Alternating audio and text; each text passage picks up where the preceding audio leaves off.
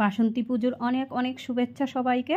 আজকে হচ্ছে নবমী, আর এই বছর আমি একদিনও মন্দিরে যাইনি পুজোর সময়, তাই ভাবলাম আজকে চলে যাই। আগামীকালকে তো দশমী পুজো শেষ, আজকে নবমী। তো এই তো আমি রেডি হয়ে চলে যাচ্ছি দুর্গাবাড়িতে।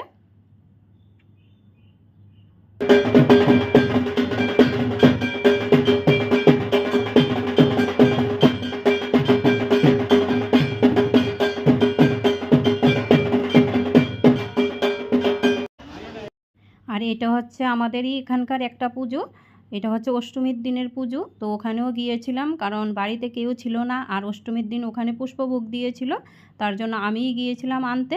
আর এই তো দুটো টোকেন কেটে বসে আছি প্রসাদের জন্য। পুজো শেষ হলে তারপর প্রসাদ দেবে। আর এত গরম, এত রৌদ্র ছিল, মানে কি বলবো। তারপর বাড়িতে প্রসাদ নিয়ে এসে পড়েছি। আর আমার ভিডিওগুলি যদি ভালো লাগে প্লিজ আমার চ্যানেলটাকে সাবস্ক্রাইব করে দিও।